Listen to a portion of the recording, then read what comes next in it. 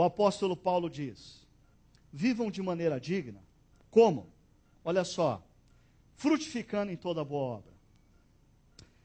Cristãos precisam sim serem pessoas que suas vidas estão vinculadas a boas obras. Eu sei, o grande problema que emerge com o lema da reforma protestante, a salvação é pela fé e não é pelas obras, é que muita gente começa a se agarrar à fé, a uma fé sem obras, mas em momento nenhum as Escrituras diz que os cristãos não devem ter boas obras, muito pelo contrário, nós precisamos viver uma maneira digna do nosso Senhor, demonstrando boas obras, tendo atos de bondade com aqueles que sofrem, indo ao encontro daqueles amigos que estão passando por dificuldades, sendo misericordioso com aqueles que erraram, abraçando e acolhendo aqueles que estão passando por maus momentos. E olha que interessante, o texto diz, frutificando em boas obras e crescendo no conhecimento de Deus. E aqui tem um truque,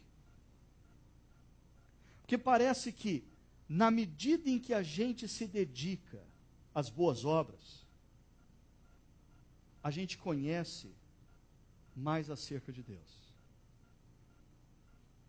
Você se lembra que Jesus, quando ele pinta o cenário do julgamento final, ele diz a alguns, porque eu estive enfermo e você foi me visitar. Eu estive preso e você foi me visitar. É interessante.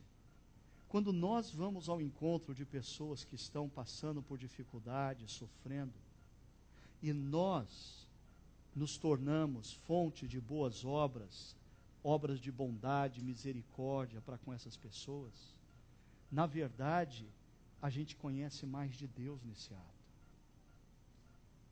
E aqui está o problema.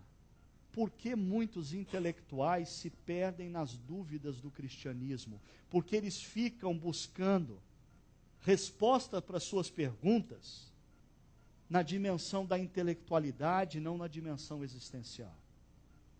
Existe um lado de Deus que eu e você só conhecemos quando nós tornamos o nosso cristianismo intelectualizado num cristianismo existencial.